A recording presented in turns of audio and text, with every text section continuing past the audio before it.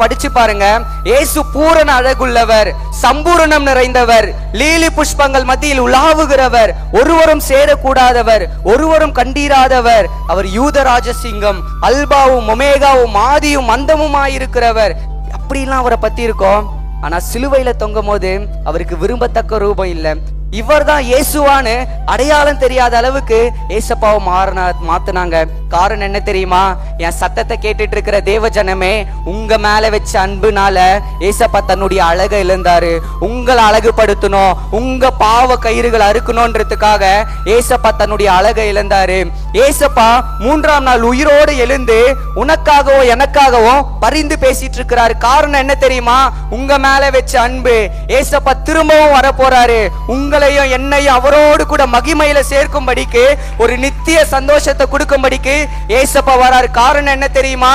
உங்க மேல வச்ச அன்பு.